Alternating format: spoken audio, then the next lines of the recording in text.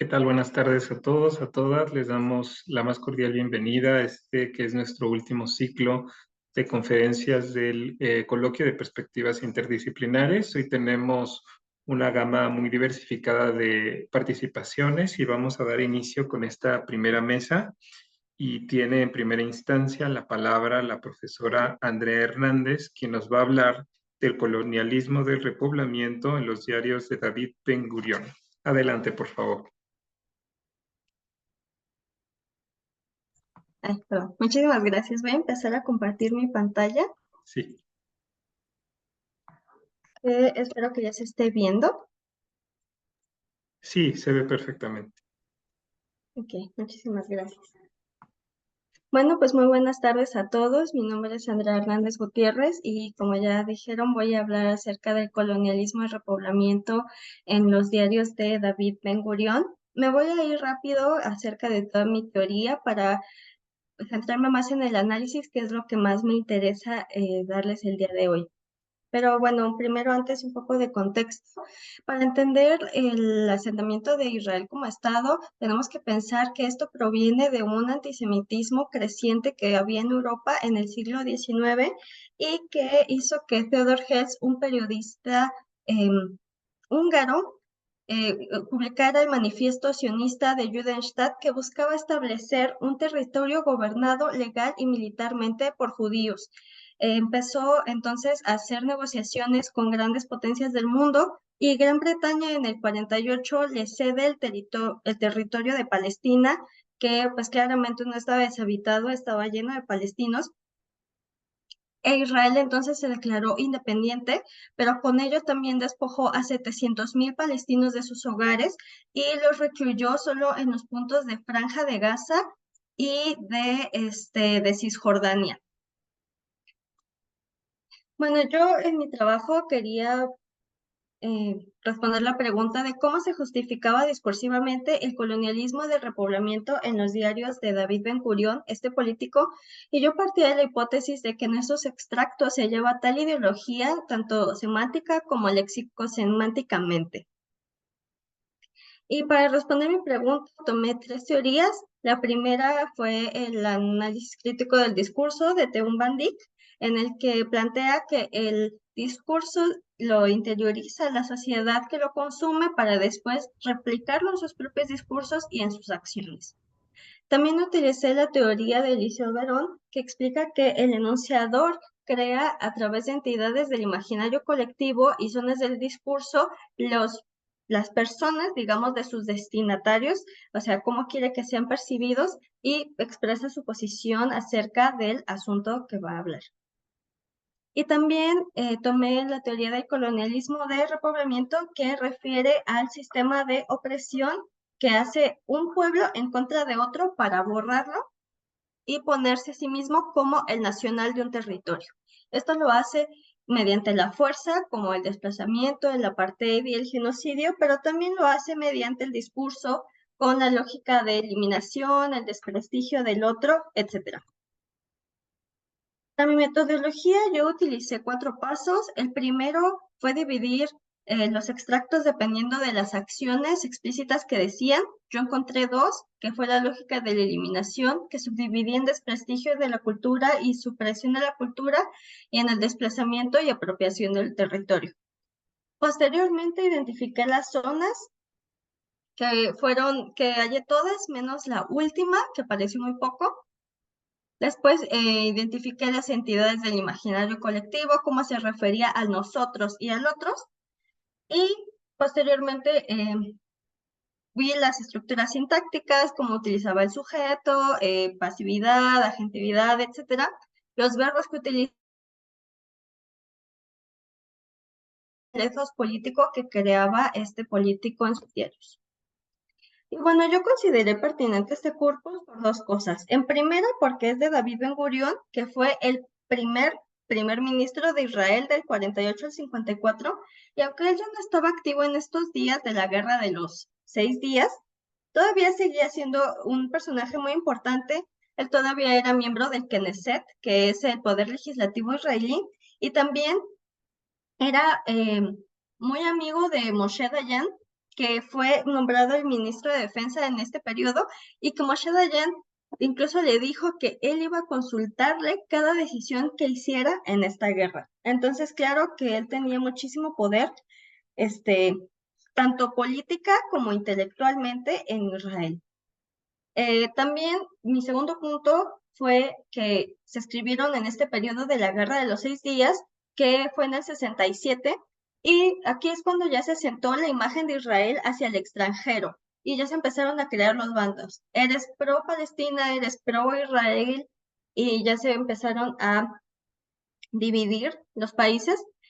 Y también es cuando ocurre el desplazamiento de Jerusalén. Antes, en el 48, se les había cedido Jerusalén a los palestinos, y en el 67 se les desplaza nuevamente y se les quita Jerusalén. Y bueno, ya de donde yo tomé estos extractos fueron de sus diarios que están públicos en el Ben Gurion Archive y fueron recuperados por Ilan Troen y Saki Shalom en el 99. Y bueno, aquí hay una desventaja, que es que yo utilicé la teoría de Verón, pero yo no tuve dificultades en aplicar esta teoría a los extractos, puesto que hay un uso persistente de la primera persona del plural más verbos de obligatoriedad, que parece más un llamado al prodestinatario más que una opinión o reflexión personal. Entonces yo pensé que tal vez estos diarios podrían haber servido como anotaciones para futuros discursos. Bueno, aquí están todos mis extractos, pero no los voy a ver. Quiero pasarme al análisis. Y en mi primer grupo, que es el desplazamiento de la población, primero identifiqué las afirmaciones concretas. Hay varias que están en rojo, pero en el extracto 6, por ejemplo, tengo la E, que dice, I said they have to be evacuated from there. Hablando de los árabes, ¿no? Que tenían que ser evacuados de la vieja ciudad. Y también en el nuevo, que tenemos, if there are vacant houses in other parts of the old city, Jews should settle there too, and if the Arabs return, then we should give them houses in the new city, ¿no? Toda la lógica. Si hay casas, se les tienen que dar a los judíos, y si hay casas en la vieja ciudad, y si los árabes regresan, se tienen que ir a la nueva ciudad. En este grupo, la zona que más predominó fue la zona prescriptiva, y esta habla generalmente de modo impersonal o con imperativos impersonales, que podemos ver aquí en la K, que dice, the occupation itself is the most effective law. Pero también puede hacerse con un posicionamiento explícito como fuente de reglas deontológicas. Esto lo hace Ben Gurion utilizando la primera persona del plural y verbos de obligatoriedad. Por ejemplo, aquí tenemos, we should raise the houses, o aquí, we should give them houses in the new city.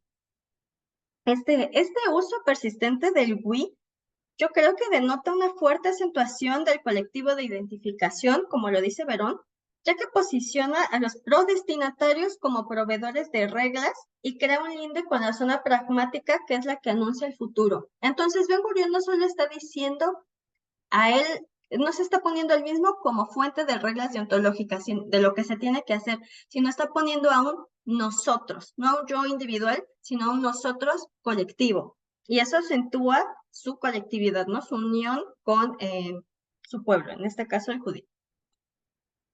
Veamos un poco más el análisis de este extracto, que es muy interesante. Quiero que centren su atención en la parte de T. Dice, but had not yet dealt with populating the city with Jews, I was extremely sorry about this. Aquí hay una marca de subjetividad fuerte en T, I was extremely sorry about this, y que acerca emocionalmente al enunciador y le brinda una sensibilidad y conforma un ethos más humano. Entonces, aquí lo que Ben Gurion está queriendo hacer es que se está poniendo solidario con los suyos, con sus pares, con los judíos que todavía no tienen un lugar en esta ciudad. Veamos ahora, por ejemplo, en la U, desde aquí, que dice, Teddy said that the Jewish quarter itself wasn't destroyed, only the Hurba and other synagogues there, but the Arabs had moved into Jewish homes in the quarter. Aquí en esta oración hay varios fenómenos. Primero es la forma nominal Arabs, que es una generalización, de toda una etnia en sí, aunque no todos los árabes hayan ido a la guerra, solamente ciertos estados. La segunda cosa que ver es cómo está esta construcción Jewish homes, donde Jewish sirve para caracterizar a las viviendas y entonces hace que esas viviendas sean propiedad de los judíos. Y ahora utiliza este verbo had moving to, que es bastante neutral, no tiene ningún tipo de connotación, pero se vuelve negativo al saber que son casas judías, al saber que son casas que ya tienen dueño. Entonces, ahora, si bien trata de ser descriptivo en esta oración, claro que hay una carga política ahí, porque está diciendo que están mudando a casas que ya tienen dueño, ¿no? Sin embargo, se le cae su descripción, porque antes ya había dicho, and if the Arab residents return. Entonces ya está reconociendo a los árabes como residentes y que pueden regresar de un punto de partida, obviamente, ¿no? Entonces, uno ya podría saber que estas casas eran de los árabes, pero aún así elige decir que son casas judías, cuando había dicho antes que no. Entonces se ve cómo esta descripción se cae y se ve su carga política que tiene. Y también hay que centrar nuestra atención en K, por ejemplo, que dice, the occupation itself is the most effective law. Esta está escrita en tercera persona y ya pertenece a la zona didáctica porque está enunciando una verdad, ¿no? Y bueno, está por demás explicar las implicaciones que da equiparar la fuerza física, occupation en este caso, con la legalidad. Es lo que está diciendo es que la ley se hace por la fuerza. Y hasta ahorita lo siguen haciendo. También tenemos el extracto 9, por ejemplo. Y veamos esta parte de O. Dice, in my opinion, we should raise the houses in the Jewish quarter, evacuate the inhabitants, put up new homes and settle Jews in them. Ahora, el Cambridge Dictionary dice que evacuate significa to move people from a dangerous place to somewhere safe. Entonces, esta elección léxica está construyendo un ethos humanitario y ético porque está diciendo que está ayudando a alguien, en este caso a los árabes, de salir de una zona de peligro. Aparte que se reafirma este ethos con utilizar inhabitants, que se refiere a los pobladores, ¿no? Entonces reconocen que son residentes. Pero otra vez se vuelve incoherente cuando dice raise the houses in the Jewish quarter, cuando dice que van a destruir sus casas y que van a asentar judíos ahí, en settle Jews in them. Veamos ahora, por ejemplo, la P, que dice, if there are vacant houses in other parts of the city, you should settle there too, and if the Arabs return, then we should give them houses in the new city. Ahora, el verbo give no tiene connotaciones positivas ni negativas, pero aquí hay una aparente neutralidad que atenúa el claro desplazamiento que se está haciendo contra los árabes. Él pudo haber dicho, give them new or other houses, or return the houses. Porque él lo que está diciendo es que va a dar casas en una nueva ciudad, pero no le vas a dar casas a alguien que no tiene. Le quitaste su casa. Entonces, ¿por qué no pusiste darle otra casa o darle una nueva casa o regresarle su casa? Obviamente allí hay una aparente neutralidad. Y bueno, todo el extracto pues sigue la lógica del desplazamiento con borrar las viviendas, quitar a los habitantes, establecer unos nuevos, etcétera, etcétera. Ya en mi otro grupo, que es la lógica de la eliminación, hubo más de la zona didáctica y prescriptiva, y esto tiene una lógica, porque si bien el desplazamiento necesita una serie de pasos de que se tienen que hacer, la lógica se basa en la descripción y en la evaluación. La valoración permite entonces estipular estas definiciones como verdades universales. Aquí se va a decir lo que es. Y tenemos un claro ejemplo aquí en el 5. Vamos a ver, por ejemplo, la X, que dice, the Egyptian soldier did not know what he was fighting for or sacrificing his life for, Jewish youth knew it was fighting for the existence of Israel. Aquí hay un claro contraste entre un bando y otro. El primero, Egyptian soldier, lucha por luchar, mientras que el otro sabe por qué lucha.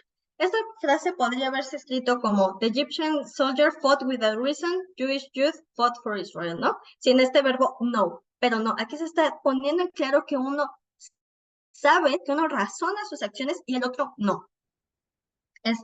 También tenemos un claro ejemplo con Y. Even if we are the victors, it is not our intention to annihilate the enemy, but it is not the way with the Egyptians and other Arabs. Entonces, aquí está diciendo que los árabes sí aniquilarán al enemigo, mientras que ellos, con una superioridad moral, no lo van a hacer. Entonces, incluso si son ganadores, van a ser, no sé, misericordiosos con el enemigo.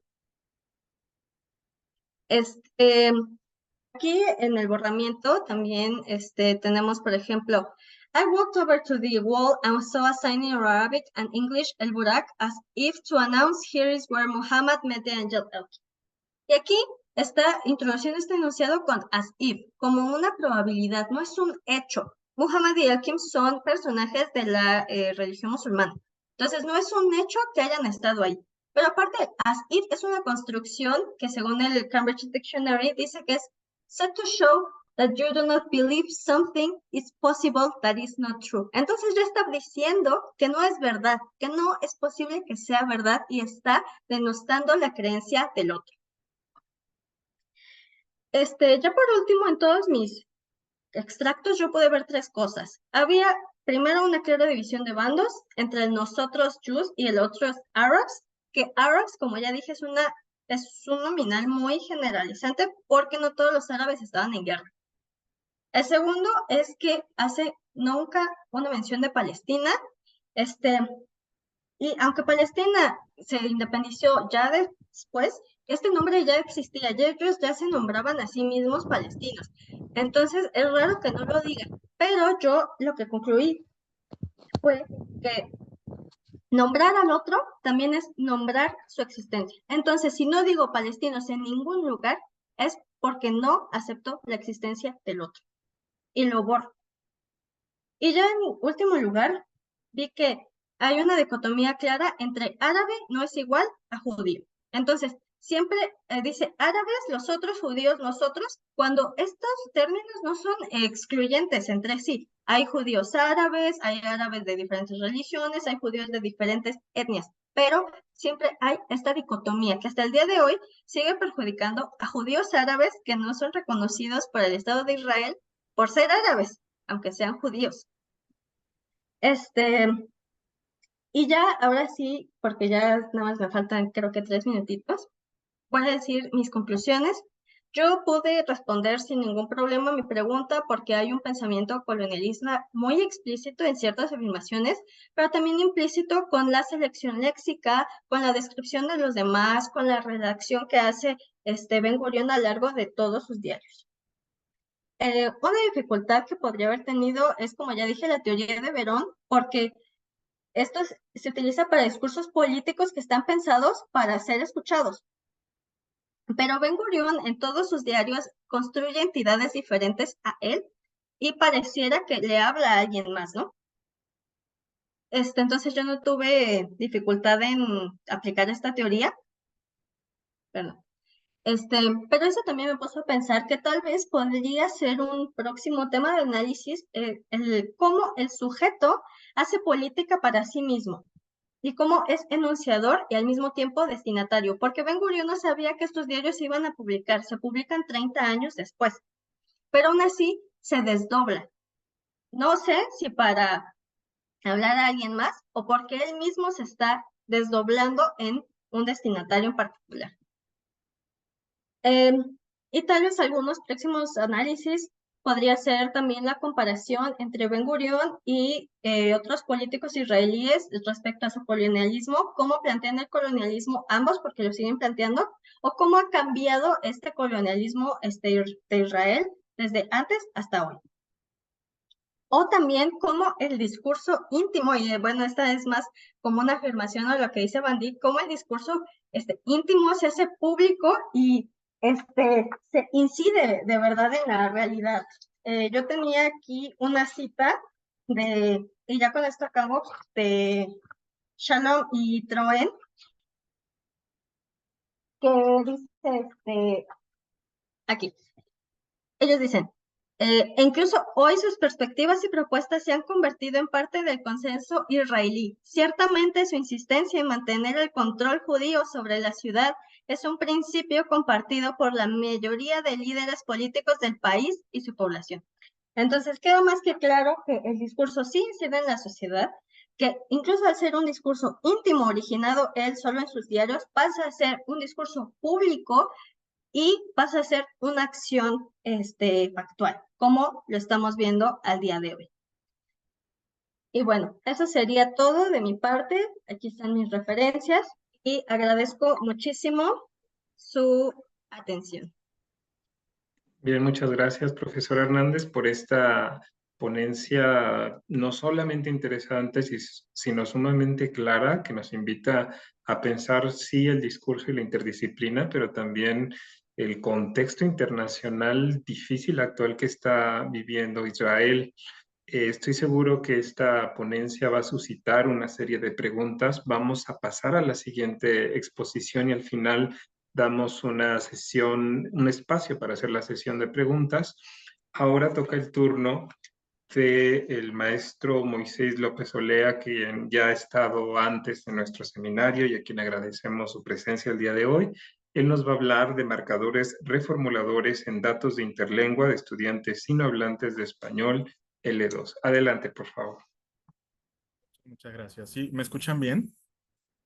Sí, perfecto. Sí, perfecto. Muchas gracias. Bueno, primero, déjenme tratar de ponerla. Ahí está. Primero, quiero agradecer el espacio y la organización de este coloquio a Enrique, Daniela, Carlos. Muchas gracias por todo su trabajo y por organizar este coloquio. Yo voy a hablar un poquito de, bueno, es un avance de mi tesis de doctorado. Voy a comentarles un poquito cuál es el objeto de estudio, lo que sabemos sobre adquisición de este objeto de estudio en segundas lenguas y propiamente los datos que, bueno, el conjunto de datos que voy a presentarles hoy, que son de sinohablantes. Y antes de pasar a todo esto, sí me veo un poquito en la necesidad de explicar, porque siento que mi ponencia es un poquito la que sale de todo el contenido temático de las demás ponencias que ha habido en todas las mesas, ya que están haciendo análisis del discurso como se entiende hoy en día, o como creo que hoy lo entiendo yo hoy en día, pero la razón por la cual creo que entra el estudio de marcadores dentro de un seminario como este es que es un análisis más lingüístico del discurso que tiene que ver con comprender cómo proposiciones o enunciados se vinculan entre sí, a veces con marcadores, a veces con expresiones lingüísticas, a veces sin ellos, y todo esto tiene que ver con el contenido semántico de las proposiciones, con la relación discursiva que hay entre ellas, por el contexto en el que han sido enunciadas, por el contenido semántico de los marcadores, cómo esos marcadores o algunas otras expresiones desembocan procesos inferenciales de interpretación. Entonces, por eso creo que el estudio de los marcadores tiene que ver muy directamente con la semántica, con la pragmática, con el discurso, pero entendido como un nivel de análisis supraoracional o supraenunciado, no en el análisis crítico del discurso como el resto de ponencias. Entonces, tenía un poquito de necesidad de decir un poquito al respecto de por qué una ponencia como esta en este coloquio, ¿no? Entonces, de esto trata un poquito mi objeto de estudio. Mi objeto de estudio es, como ya lo anuncié, la reformulación. A la izquierda tenemos un ejemplo donde en una construcción que podría entenderse más o menos como una construcción aposicional, hay una equivalencia interpretativa entre dos frases nominales. En este pequeño diálogo que está a la izquierda, Pedro equivale a el maestro, aunque nada en su contenido semántico tenga que ver con esta equivalencia. También podemos establecer equivalencias interpretativas entre enunciados, entre frases verbales, como en este nuevo ejemplo a la izquierda, ir a la fiesta equivale interpretativamente a ver a Juan. Y eso es lo que parece suceder en este fenómeno llamado reformulación. No fui a la fiesta, o sea, no vi a Juan. No vi a Pedro, o sea, no vi al maestro. Entonces, bueno, este es el objeto de estudio que me interesa. Para Blakemore, por ejemplo, marcadores como In Other Words o That Is en inglés establecen una relación de representación entre una proposición y otra. Con esto tiene que ver la equivalencia interpretativa. Un enunciado es una representación de otro enunciado que a su vez es una representación de una idea, de una creencia, de un pensamiento. Entonces, las formulaciones son representaciones de representaciones. En ese sentido, entendemos la equivalencia interpretativa. Ahora, la equivalencia interpretativa no siempre es una relación de identidad o no siempre es P es igual a Q. Hay grados de esta equivalencia interpretativa. A veces repetimos el mismo enunciado para obtener efectos enfáticos en el enunciado reformulado. A veces parafraseamos el enunciado. A veces explicitamos conclusiones del enunciado formulado previamente y a veces pareciera que decimos dos mensajes distintos, algo distanciados entre uno y otro. Y estos grados de equivalencia interpretativa se van a ver de manera diferente en la obra de Pons Borderías, Salamé Jiménez bueno, principalmente de ellos. Eh, Pons Bordería propone que hay un solo tipo de reformulación, una reformulación propiamente dicha, que tiene que ver con un enunciado distanciado de la primera formulación, pero bueno, al final del día construyen un solo mensaje y las distinguen de la conclusión, la paráfrasis, la repetición. Interesantemente, OSEA, el marcador OSEA puede usarse en todos estos casos. Y lo que creo que tienen en común es que todas ellas establecen equivalencias interpretativas entre los enunciados que vinculan, aunque no con el mismo grado. En la repetición hay una vinculación de identidad y hacia la reformulación hay un distanciamiento entre la formulación original y la nueva formulación, pero construyen un mensaje de manera conjunta. Eh, ¿Cómo reformulamos el discurso en español y bueno, en las lenguas en general? Bueno, podemos reformular el discurso de otros, como en este ejemplo que vemos, en este pequeño diálogo que vemos ahí, o podemos reformular el propio discurso, ¿de acuerdo? Lo mismo con las otras, podemos repetir el discurso de otros o repetir nuestro propio discurso, podemos parafrasear el discurso de otros o el propio discurso también. Por otro lado, también hay diferentes tipos de estrategias para reformular o hacer cualquier de las otras relaciones discursivas. En algunos casos no vamos a emplear ninguna expresión lingüística, como en el caso de la izquierda. En ese caso se habla de reformulación implícita. Digamos que la expresión lingüística que marcaría esa relación discursiva queda implícita. Y por otro lado, podemos usar una serie de expresiones para introducir nuevas formulaciones de algo que hemos dicho antes, y eso se conoce como reformulación explícita. En los datos que les voy a presentar, me voy a concentrar solamente en este tipo de reformulación, la explícita. Por otro lado, también si mantenemos una distinción entre el significado conceptual y el procedimental, vamos a ver que hay algunas expresiones que son puramente conceptuales, es decir, son verbos plenos, activan un concepto. Luego hay algunas otras expresiones que sí se reconocen como marcadores del discurso, pero que tienen todavía parcelas conceptuales. Y desde mi punto de vista, la expresión más procedimental es un marcador de discurso tal cual, que establece una equivalencia entre los enunciados que vinculan. Estas son las expresiones que les voy a presentar hoy en el conjunto de datos que tengo. ¿Por qué reformulamos los hablantes? Bueno, podemos reformular porque mientras nosotros estamos comunicándonos, hay un cálculo entre cuánto le va a costar a mi interlocutor interpretar mis mensajes y luego los efectos cognitivos que quiero lograr, ¿no? Y en este cálculo a veces sentimos, percibimos o notamos en el otro que no están llegando a la interpretación que queremos, y para ello explicitamos contenidos comunicados, pero no dichos. Por ejemplo, si alguien pregunta, ¿vamos a correr? Y la respuesta es estoy muy lleno, puede haber un proceso inferencial como el que está a la derecha, donde se implica no vamos, no quiero ir, no vamos a hacer ejercicio, pero puede ser que el interlocutor diga, siento que no es, o percibo, o noto, o intuyo que no estás llegando a esa interpretación, O yo mismo quiero ser también un poquito más explícito y se pueden explicitar, por ejemplo, conclusiones implicadas, ¿no? Estoy muy lleno, o sea, no vamos a hacer ejercicio. En este caso es una reformulación porque se distancia un poquito el segundo mensaje del otro. También podemos explicitar premisas implicadas. No explicito la conclusión a la que quiero llegar, pero sí alguna de las premisas involucradas en el proceso de interpretación. También podemos explicitar contenidos de la explicatura.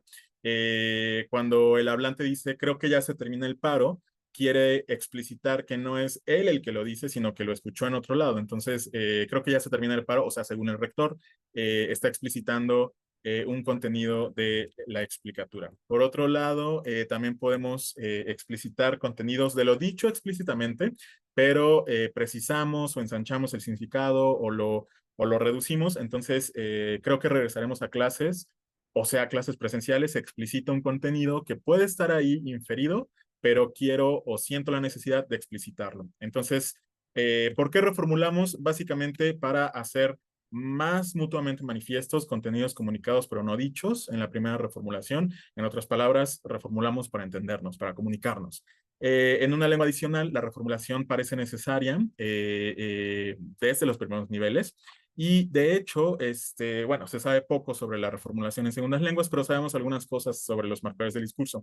Con respecto a la reformulación, parece temprana en lengua materna, además de que parece universal, está presente en básicamente todas las lenguas.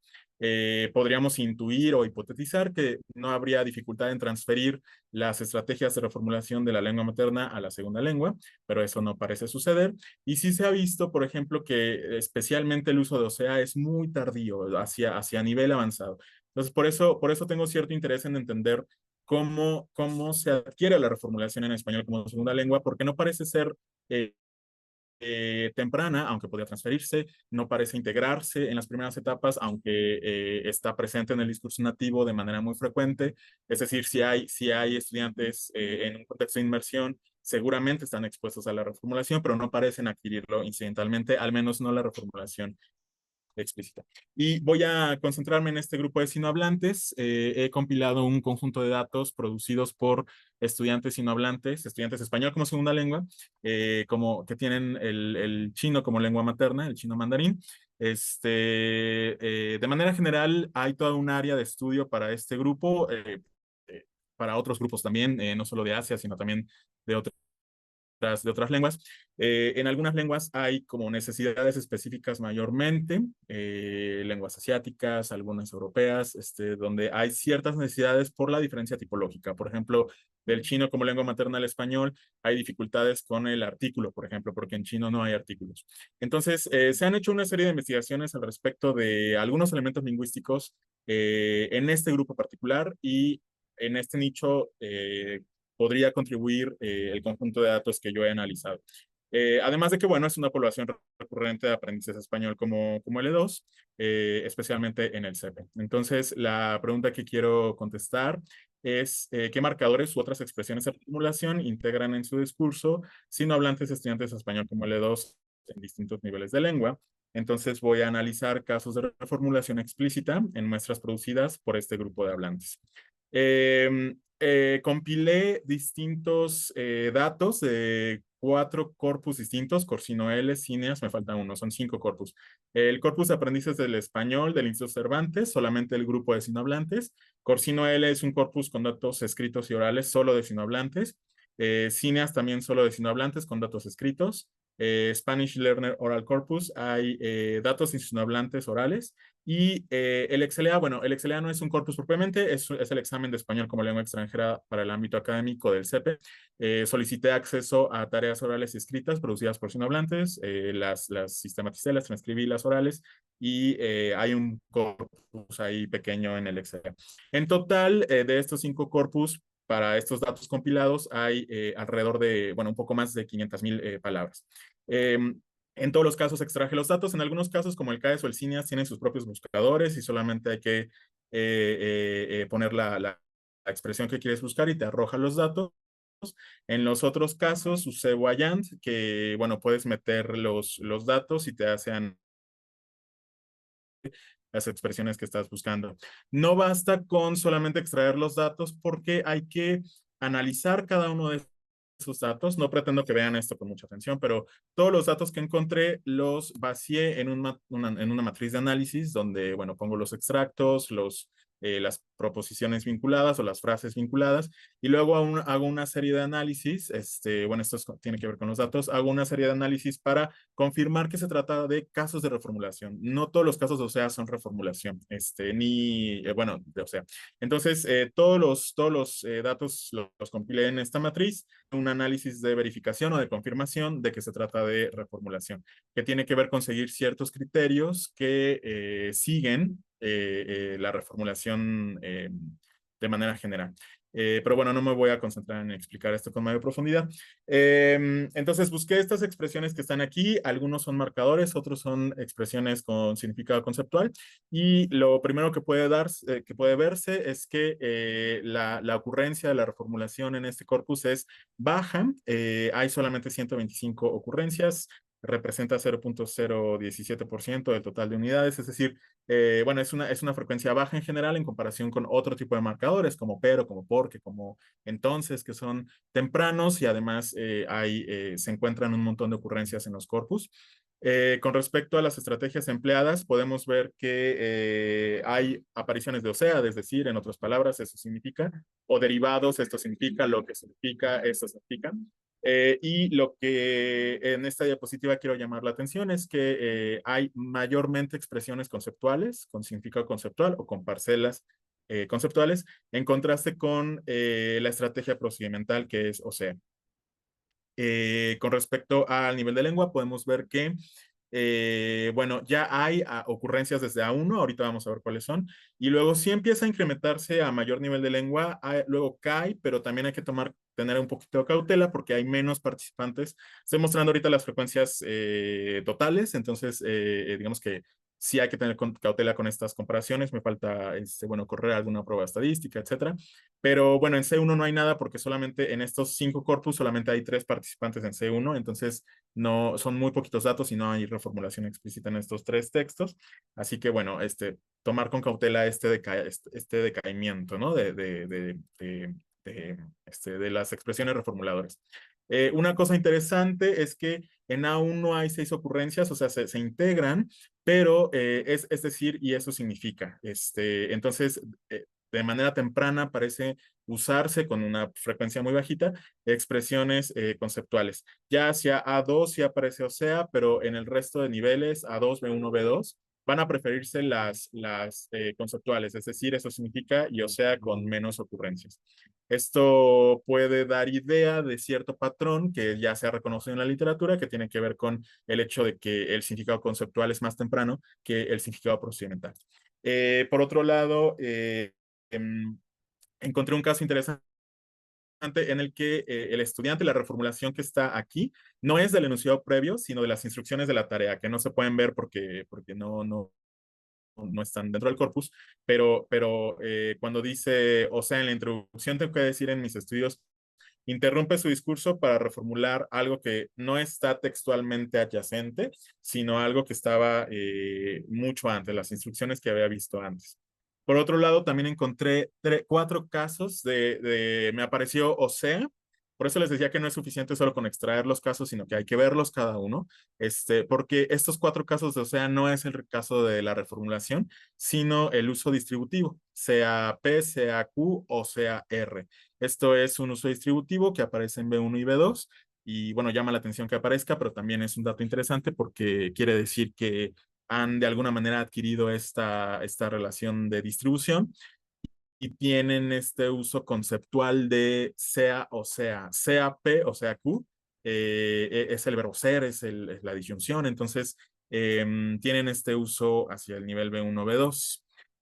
Por otro lado, también hay algunos casos que me suenan un poquito extraños, aunque no imposibles, no son, por supuesto, no podemos hablar de agramaticalidad, pero sí a lo mejor de inadecuación, solamente que todavía me falta analizar un poquito más. En este ejemplo que está aquí, me suena más necesario un consecutivo como por eso, por lo tanto. Sin embargo, ya ha pasado una semana, hasta ahora no recibo ninguna noticia de mi equipaje.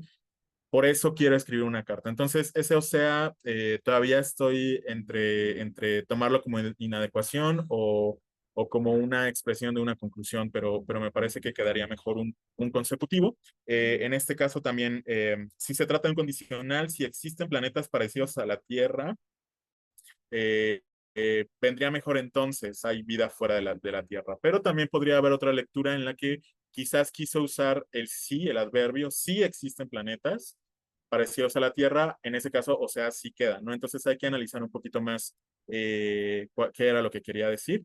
Pero bueno, son casos de posibles inadecuación. El que sí definitivamente parece una inadecuación es este, que el texto empieza con es decir, no hay nada previo que reformular y bueno, es un uso extraño de el texto, ese es el texto completo, digamos, no hay nada antes. Entonces, ese, es decir, que no tiene nada antes, está un poquito raro ahí al inicio del texto.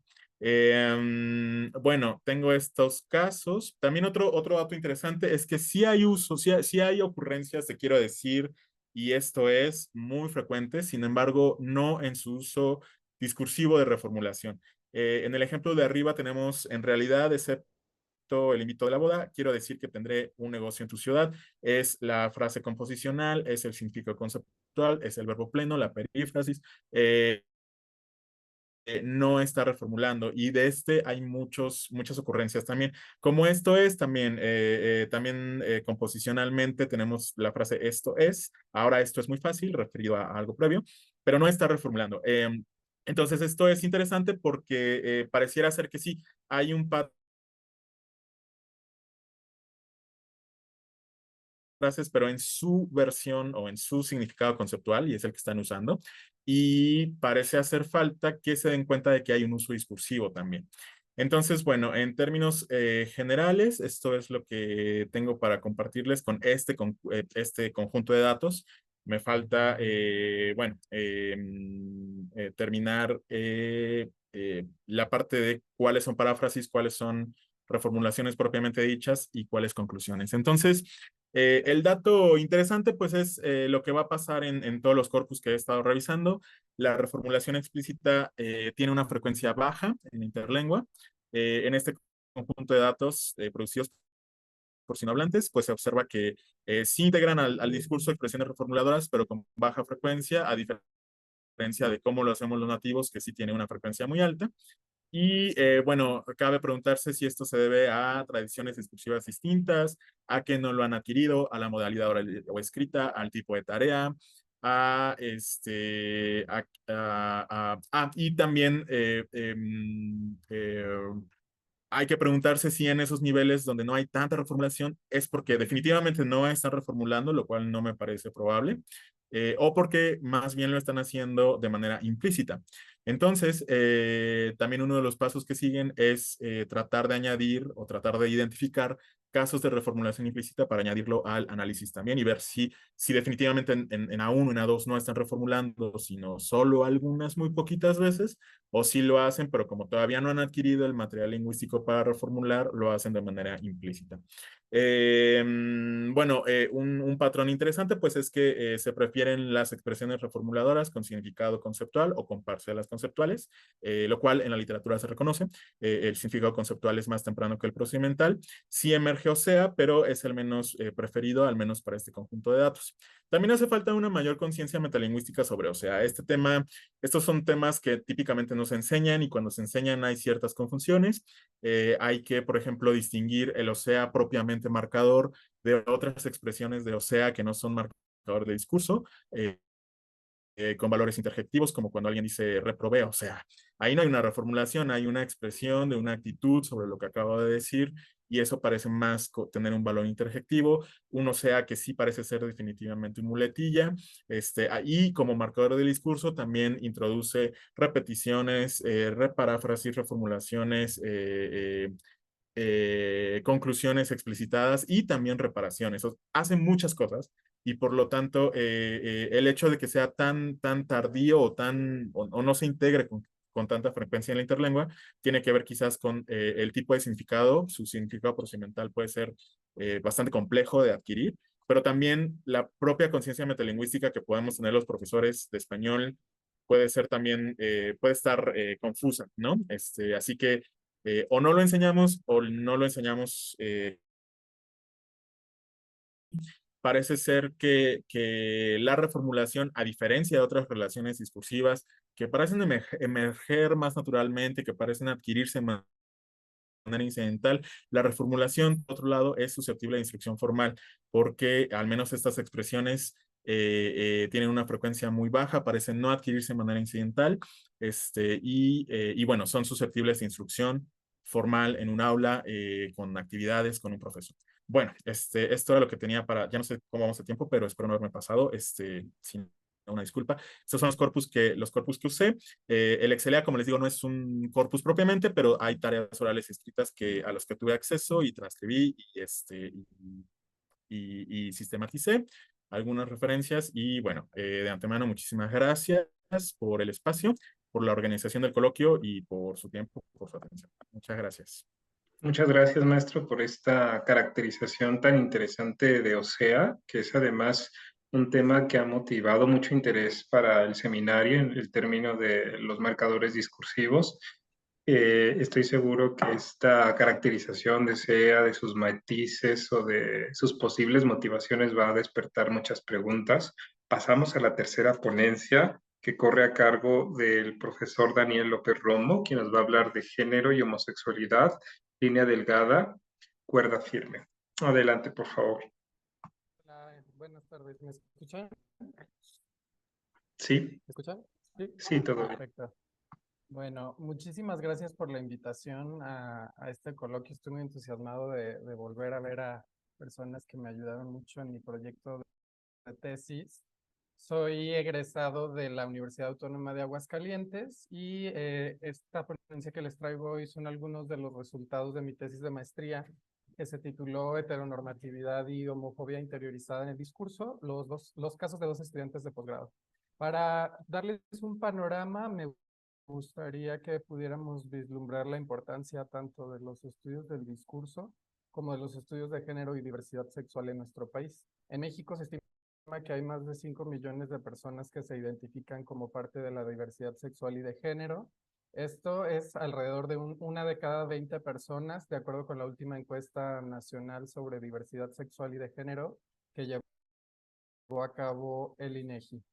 En el último lustro se perpetuaron 453 muertes violentas de personas sexodiversas, de las cuales 146 fueron hombres gays y 270 mujeres trans.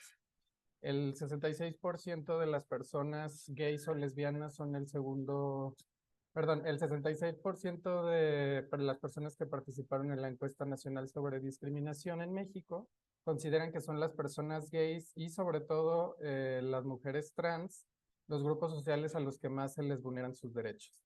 En el estado de la cuestión que nutrió esta investigación, se identificaron 3 variantes que más bien nos ofrecen un panorama sobre cómo se está estudiando la problemática de la violencia hacia las personas sexodiversas. Identifiqué 3 variantes. La primera de ellas observa que la homofobia interiorizada conlleva a mantener prácticas sexuales de riesgo, a abusar de sustancias tóxicas y a presentar cuadros depresivos. Una segunda línea de investigación busca estudiar la forma en que los grupos de poder se refieren a las personas sexodiversas y cuáles estrategias discursivas se emplean para llevar a cabo actos discriminatorios. La tercera busca comprender las desigualdades que viven los varones gays a través del análisis de los discursos que ellos mismos generan. Si bien mi investigación se nutrió de estas 3 perspectivas, se fija un poco más en la última. Para ahondar en ello, se partió de cuestionarse cómo se manifiestan los principios ideológicos heteronormativos en el discurso de 2 estudiantes de posgrado que se identifican como homosexuales. A partir de ello, el propósito o el objetivo de la investigación fue analizar los discursos de personas directamente afectadas por la violencia homofóbica para describir cómo se manifiesta la heteronorma y la homofobia interiorizada en sus discursos y cómo a través de estos mismos discursos ellos mismos enarbolan estrategias de resistencia. Ahora bien, estas interrogantes no surgieron de la nada, sino que la revisión teórica nos permitió encontrar algunos conceptos clave. Para empezar, el concepto de ideología de Van Dijk, quien la entiende como un fenómeno social y cognitivo que se conforma por creencias compartidas por un grupo y que les brindan identidad, posición social, reflejan sus intereses y establecen sus dinámicas para relacionarse con otros grupos. Si una ideología es un sistema de creencias, se entiende entonces que una ideología heteronormativa es aquella en donde ese conjunto de creencias aprueba y proscribe la heterosexualidad, concibiéndola como una asignación natural desde una perspectiva biologicista, por supuesto, y que se basa en la diferencia sexual entre las personas y concibe la sexualidad únicamente en términos de reproductividad. Con base en ello, se norman los afectos y las formas de relacionarse entre hombres y mujeres, invisibilizando así otras prácticas, identidades y conductas sexuales. Esta ideología deriva en una problemática que interesó mucho a esta investigación, que se conoce como homofobia interiorizada.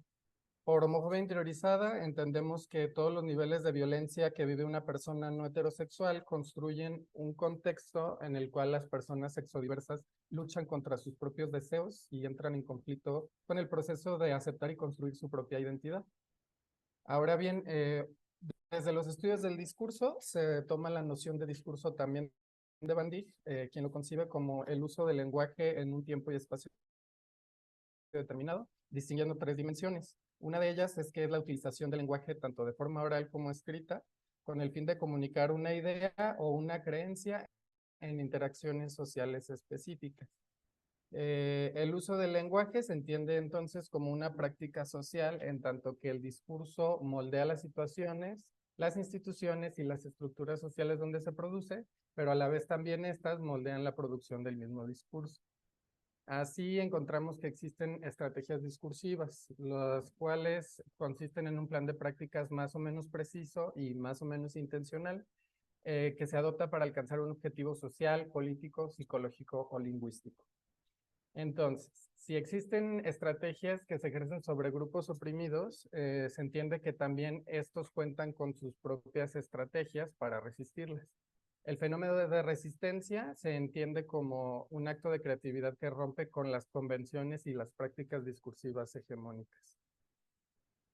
Ahora bien, si la heteronorma esencializa la sexualidad de las personas, es importante también señalar que el concepto de género nos permite desentrañar la forma en que esta opresión opera.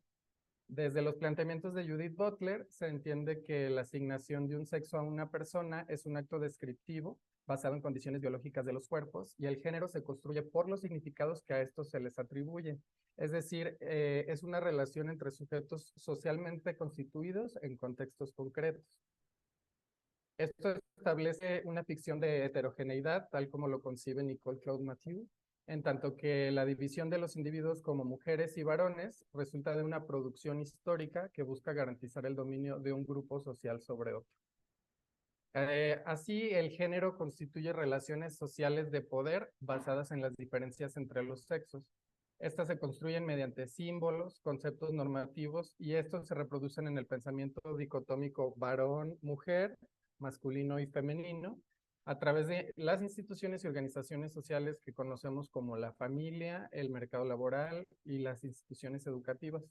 Todo esto se proyecta y se materializa en identidades individuales y colectivas.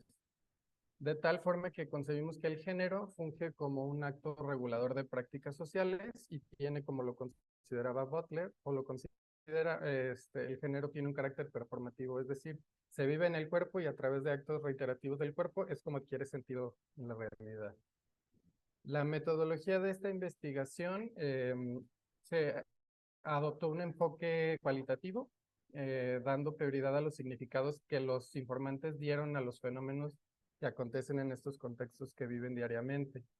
Tuvo una perspectiva crítica propia de los postulados teórico-metodológicos del análisis crítico del discurso, puesto que se buscó que estas estrategias, se buscó identificar estrategias que contribuyeran al conocimiento sobre la transformación de estructuras sociales que promueven la discriminación hacia estas poblaciones.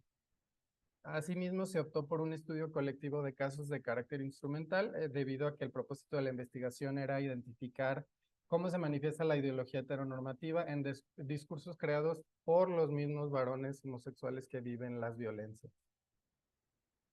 de tal forma que para identificar a los participantes de la investigación se establecieron criterios de selección. Uno de ellos es que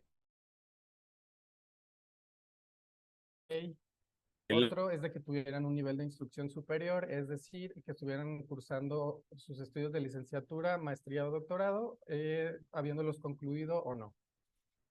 Contar con diferentes expresiones de género y haber compartido su orientación sexual con al menos alguno de sus círculos sociales. No me voy a detener mucho en ello, pero sí quiero comentarles que este estudio contó con la participación de 2 estudiantes. En el momento en el que formaron parte del estudio, se encontraban cursando un programa de posgrado y ambos informantes fueron identificados con los seudónimos de Billy y Ambrosio. Ambos cumplieron con los criterios de selección antes mencionados y se identificó diferencias sustanciales en su expresión de género, siendo el informante Billy quien presentó una expresión de género más transgresora o estereotípicamente femenina y Ambrosio una más tradicional o estereotípicamente masculina. Se llevaron a cabo entrevistas de profundidad semiestructuradas con ambos participantes, varias sesiones, y las guías de entrevista versaron sobre temáticas como las representaciones sociales sobre la homosexualidad, la identidad gay y el género. El análisis de los datos se realizó siguiendo los planteamientos de la teoría fundamentada para la identificación de macrotemas y subtemas en los discursos de ambos informantes, con el propósito de hacer una descripción informada de los contenidos del discurso. Igualmente, se siguió la propuesta metodológica del enfoque histórico del análisis crítico del discurso para identificar las estrategias discursivas de resistencia en distintas secuencias textuales. Estas sean narrativas, descriptivas, argumentativas o expositivas, entendiendo que toda secuencia textual en el fondo es argumentativa. Finalmente, se llegó al corpus de análisis, que consistió en un total de 722 minutos de grabación. Se realizó un corte correspondiente a 200 minutos por cada participante, con el propósito de hacer un manejo equitativo de la información. Esto tomando en cuenta que ya se estaban respondiendo las preguntas de investigación y al mismo tiempo, siguiendo los planteamientos de la teoría fundamentada, los conceptos presentaban saturación teórica. Con gusto me gustaría presentarles a ustedes algunos de los resultados que se obtuvieron. Se identificaron 8 macrotemas en los discursos de ambos participantes. Sin embargo, por cuestiones de tiempo, en esta ocasión me centraré en la categoría que se denominó normatividad de género, de la cual se desprenden otros 5 ejemplos que veremos a continuación. La normatividad de género la comprendemos en esta investigación a partir de la observación de los datos como la valoración que los informantes hacen en sus discursos respecto al género. Se identificó que ambos colaboradores lo conciben como un constructo social que norma las relaciones entre los individuos y les asigna posiciones desiguales en las relaciones de poder en las que participan. Así, por ejemplo, cuando se les preguntaba, ¿qué es para ti ser hombre o ser mujer? Encontramos, por ejemplo, el testimonio de Ambrosio que vemos a continuación. Me voy a permitir dar lectura y en el fragmento número 4, él nos comenta, yo dimensiono a los hombres y a las mujeres así, una mujer femenina, una mujer masculina, un hombre femenino, un hombre masculino. Por ejemplo, mi mamá fue una mujer muy masculina y mi papá es algo femenino, ¿no? Diferente de afeminado, o sea, femenino que está más en relación al sentido femenino humano. Yo estoy como que en la mitad, es que yo por más que quisiera, yo me veo como a la mitad. Yo más bien me percibo como yo, pero nunca le he puesto una categoría de masculino o femenino. En ese sentido, pues podemos observar que el informante transita entre un género y otro e incluso desestabiliza el concepto normativo del género. Es decir, una mujer puede tener el adjetivo de ser masculina y un hombre puede tener el adjetivo de ser femenino. Asimismo, por ejemplo, en la representación masculina, yéndonos más hacia esa vertiente, el informante Billy nos comparte lo siguiente. Dice, se le preguntaba, ¿cómo consideras que debería de ser un hombre? Y él respondía, es un ser vivo que tiene pene, que tiene testículos, que tiene procesos biológicos, de ciertos moldes sociales si es que así lo desea o no. O sea, sí hay una construcción social de lo que es ser hombre y lo que no, pero te digo, para mí está antes ser persona que ser hombre. En este sentido, lo que está haciendo aquí Billy es una toma de posición muy clara entre los estereotipos masculinos de ser hombre. Reconoce incluso que el género se activa a través de discursos biologicistas y hace una separación entre los genitales que hacen la categoría del sexo o la designación de un sexo de una persona y los componentes sociales que hacen que un hombre se vea como un hombre, pero identifica también en el discurso que esto es una elección. Por su parte, sobre las representaciones femeninas o lo que significaría ser mujer, nuevamente encontramos que el informante Ambrosio en el fragmento 6 nos comenta: está esta parte que tiene un sentido de conexión con la naturaleza, muy diferente que el de una mujer.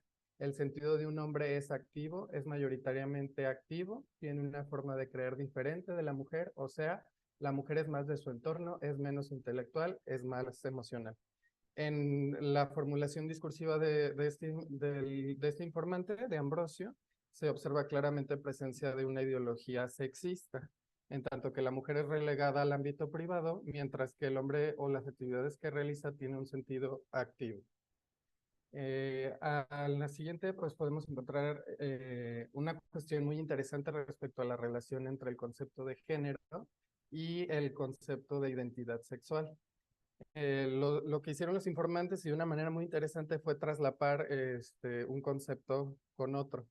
Por ejemplo, veamos este fragmento de Billy. Él dice: para mí ser gay es que me gusten los hombres y que desde mi particularidad soy más empático y tener cierta empatía, más como con el lado femenino, o que en mí ser gay ha representado o ha sido, o yo siento, privilegiado porque siento que tengo cosas femeninas y cosas masculinas y que puedo transitar de un lugar a otro súper fácil. Nuevamente se observa este transitar entre conceptos tradicionales entre lo masculino y lo femenino, pero la toma de postura que tiene el informante es decir, yo soy una persona, lejos de ser masculino o femenino, soy una persona. Entonces hace una jerarquización entre los conceptos, muy interesante, por cierto. Esto me lo voy a saltar un poquito. Y lo que quiero comentarles también es que en los discursos que los informantes emitieron durante las entrevistas, siempre había mucho discurso referido, es decir, hablaban o narraban la forma en la que sus familias los violentaron de alguna manera. Veamos, por ejemplo, este ejemplo del informante Ambrosio.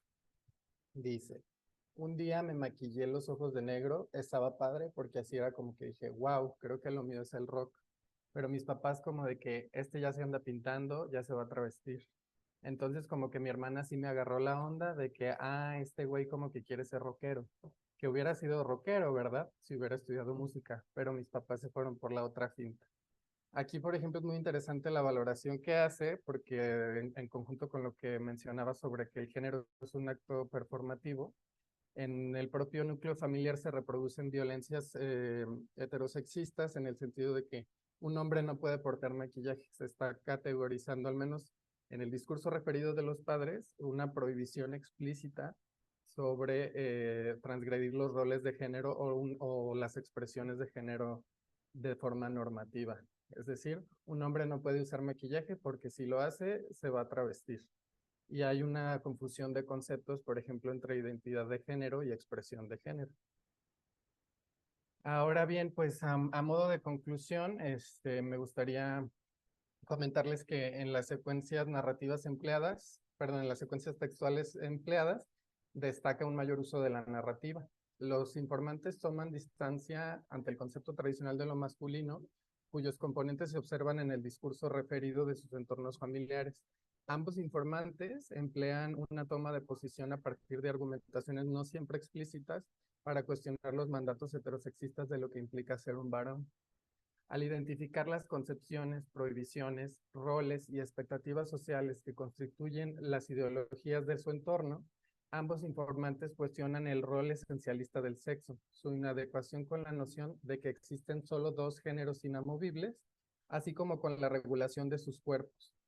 Construyen en sus enunciados representaciones mentales propias respecto a la masculinidad y feminidad, así como de su identidad como varones gays u homosexuales, resignificando las potencialidades para la conformación y expresión de su subjetividad. El concepto de género en relación con identidad sexual, como lo mencionaba hace un momento, resulta en una paradoja. Aunque en principio podría resultar constrictivo, al mismo tiempo posibilita comprender que la vivencia de los afectos, los deseos y las prácticas sexuales no hegemónicas permiten construir discursos que desestabilizan la condición natural de la heterosexualidad obligatoria.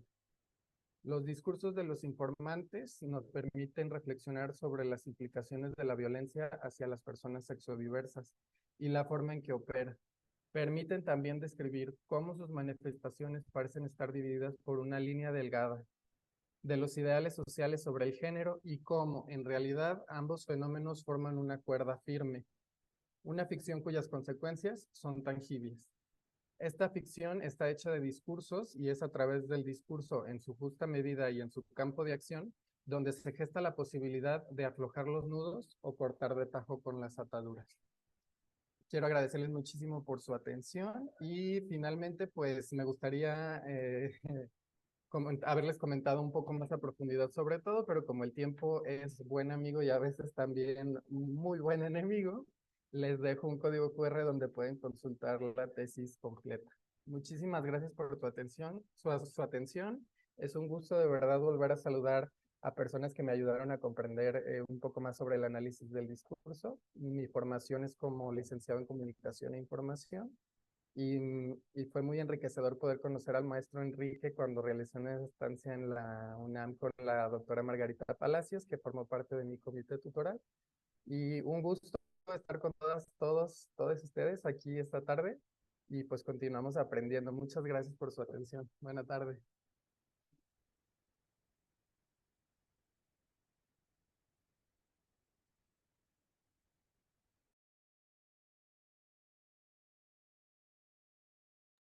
Muy bien, muchas gracias, Daniel, por esta investigación. A mí también me llena de gusto haber sido parte de todo este recorrido y encontrarme ya en este momento de toda tu reflexión y del trabajo que dice mucho del discurso y de la interdisciplina. Vamos a pasar ahora a la ronda de preguntas y me gustaría saber si hay algún comentario, alguna pregunta, que ya veo que ya hay, de parte de la maestra Angélica Coronel. Adelante, por favor. Hola a todos, buenas tardes. Creo que tengo más o menos una pregunta para cada uno. Para la primera ponente, porque creo que es una investigación trascendental para los tiempos en que vivimos como globo, es decir, como planeta completo. Y me interesaría saber, porque el análisis fue muy rico y me parece que está bien sistematizado. Es una perspectiva diferente de la lingüística con la que con la que yo trabajo, pero me pareció también muy interesante. Solo que lo que no me queda claro y que creo que sí enriquecería mucho esta investigación y la pondría en el centro de las discusiones es cuál es su postura, o sea, sí, cuál es tu postura, porque la tradición del análisis crítico del discurso, Van Dijk, que es el que nos lo enseñó a todos básicamente, es asumir un posicionamiento y hacerlo explícito, sobre todo en circunstancias de desequilibrio de poder y de tensiones fuertes en las que se nos puede juzgar como que estamos completamente ajenos. Y me gustaría saber, en ese sentido, cuál es tu posicionamiento y cómo este hecho te interpeló. Porque, por ejemplo, si lo conectamos con lo que estamos observando en los medios o con lo que observamos en industrias poderosas como el cine, por ejemplo, hay una cierta época en Hollywood, yo lo digo en general como chiste, pero realmente es anécdota, en la que la película en la que se salvaba un judío ganaba un Oscar. Entonces tenemos toda una serie de películas de la Segunda Guerra Mundial donde se salvaban judíos, que era casi siempre Estados Unidos salvando judíos, películas hechas por judíos, la industria del cine está llena de judíos, y pues todo el mundo está volcado en eso, ¿no? He visto muchos videos también de cómo están solas las calles de Israel y desoladas, etcétera, pero nunca nadie nos habla en los medios sobre qué le pasa a Palestina. Y cuando nos presentan imágenes de Palestina son todas muy morbosas y desgarradoras, como aquellas que se presentaban de algunas personas en África en la cuestión del hambre. Entonces sí me parece muy importante tu investigación y me gustaría conocer explícitamente tu postura, y en ese caso yo te sugeriría que para ponerla en el mapa, porque es definitivo que se necesita, que hicieras eso. Porque alguien te puede decir con nada de razón, pero porque lo hace la persona cuando se enoja, es ¿por qué te interesa eso si ni eres judía, ni eres musulmana, si ni estás en Palestina, si ni estás en Israel? Como, ¿por qué te interesa eso? Y un punto muy importante y que tú lo estuviste mencionando muchas veces, pues es la cuestión de la colonización. Eso nos interpela a muchos países. Nosotros, bueno, en Latinoamérica, ¿quién no está colonizado? De alguna manera, hasta Estados Unidos, aunque lo niegue, pero lo que pasa con Estados Unidos es que es potencia y está del lado de los que colonizaron más después, ¿no? Eso primero, y no sé si tenga que decir las tres seguidas o como de uno a uno. Podemos formular las tres y ya después damos la palabra a los ponentes, por favor.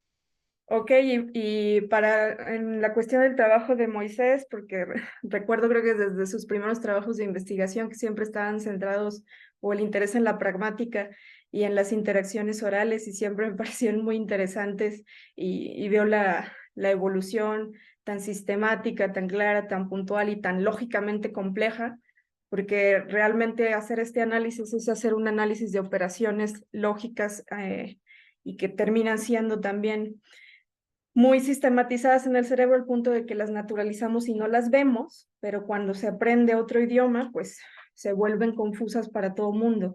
Entonces, me interesaría saber si, más allá de las recurrencias, por ejemplo, el papel que juega el OSEA, ¿qué tipo de trascendencia has observado de la reformulación? Puede ser en particular de esta estructura o de este marcador, pero digamos a nivel interaccional, o sea, qué implicaciones puede tener en la socialización.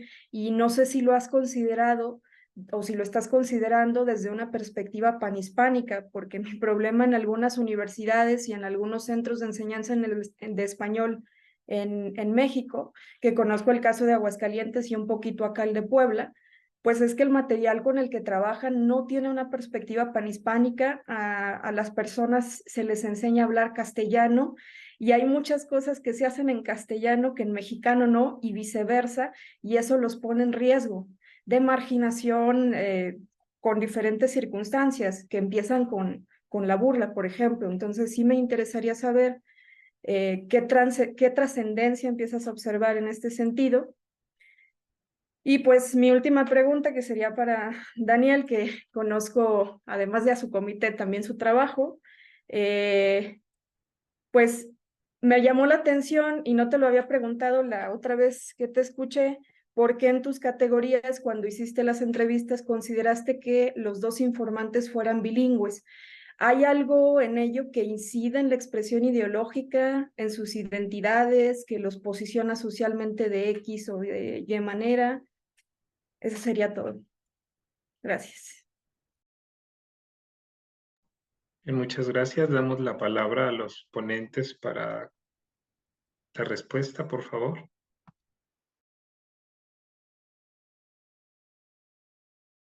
Bueno, bueno, pues muchas gracias por todas tus preguntas. Este, ¿Cuál es mi postura? Bueno, yo estoy pues en contra totalmente de la colonización que está ejerciendo Israel, porque al final solamente es una producción de violencia eh, con una lógica que no tiene ningún tipo de sustento. eh, mm, Al final es un genocidio y es un apartheid, igual como sucedió en Sudáfrica, igual como sucedió en Latinoamérica, o igual en como sigue sucediendo en varias partes del globo, y en ningún momento podemos justificar este grado de violencia solamente por querer estar en un lugar. No por yo querer estar aquí, voy a matar al otro. No, no podemos hacer eso, ¿no? Acerca de cómo me interpeló este caso, yo creo, bueno, me empecé a interesar desde la preparatoria, y fue verdaderamente porque me pareció indignante, porque no podía concebir cómo es que podían hacer campos de concentración tan grandes como es la Franja de Gaza al día de hoy, sin siquiera demostrar un poco de arrepentimiento de sus actos, al menos de los líderes israelíes, y cómo de víctima de los judíos por el Holocausto para argumentar la colonización de Palestina. Dije, eso no puede ser posible, y fue por eso que me interesó mucho en este caso. Y, y sí, no, estas últimas semanas acerca de todo lo que está pasando en Gaza, ha sido muy indignante ver cómo en los medios nunca se toma la palabra de los palestinos y cómo se le borra a los palestinos. Ni siquiera están diciendo, ay, se mataron tantos palestinos. Lo único que mencionan es jamás, jamás, jamás. Y hacen lo mismo que hacía Ben Gurión en sus diarios. Al no nombrar a los palestinos, estás negando la existencia de los mismos, ¿no? Entonces, sí, yo creo que es muy importante, y por eso que quería, porque llevo trabajando en este proyecto desde mi último año de universidad con el profesor Luis Ángel, porque dije, es algo que tiene que verse, y que no es algo de hoy, no es una reacción de hace 2 años, de lo que pasó hace 10 años, no es una reacción a lo que va pasando desde hace 70 años, e incluso algunos lo mueven hasta más, porque Israel se independizó en el 48, pero obviamente su colonialismo empezó antes, con las negociaciones en Gran Bretaña, ¿no? Y yo creo que es importante mencionarlo también porque muchas personas piensan que este conflicto solo está allá, no importa, ¿no? Pero es como y más en Latinoamérica, antes ese planteamiento de dónde poner Palestina pudo haber sido en Argentina. Cuando estaban las negociaciones, se negoció que Argentina fuera el territorio concedido a los judíos. Y eso nadie se lo pregunta. Es como eso no solamente es para los palestinos, eso pudo haber pasado a cualquiera bajo un régimen colonial en Gran Bretaña, Alemania, Estados Unidos, etc. Y también lo que quería mencionar era acerca de cómo justamente lo que decías de Hollywood ponía, por ejemplo, el que tuviera un judío en una película ganaba el Oscar, ¿no? Porque sí, se tiene que hacer un reconocimiento de lo que pasaron los judíos y de todo el antisemitismo que hay. Y quería mencionar esto porque Israel se basa en ser un estado judío, pero no lo es. Factualmente. Sí, soy una mayoría judía, pero hay cristianos israelíes, hay católicos israelíes, incluso hay musulmanes israelíes, aunque son la minoría. Y esto no es un estado judío, y no tendría por qué serlo, porque estábamos, lo que decía, ¿no? Esta dicotomía entre árabe y judío. Y incluso los judíos árabes no son reconocidos por Israel por ser árabes, cuando se supone que es una tierra para todos los judíos. Entonces, desde ahí se cae esto de que esta es una nación para los judíos. No, esta es una nación, y lo que dicen muchos teóricos de colonialistas, esta es una nación para judíos blancos, judíos con dinero. Entonces es como esto obviamente no es un lugar para todos los judíos, y que creo que eso es lo que también la gente tendría que ponerse a plantear cuando ve al Estado de Israel, ¿no? Como un Estado que promete libertad, eso no es cierto. Y bueno, ya para no alargarme más, pues espero que haya respondido tu pregunta, ese es mi posicionamiento. Por eso tengo mi foto de la sandía en mis referencias, porque la sandía es un símbolo de resistencia palestina, y no podemos estar indiferentes a este tipo de problemáticas, ya sea que no seamos de esa religión o de esa etnia o de lo que sea.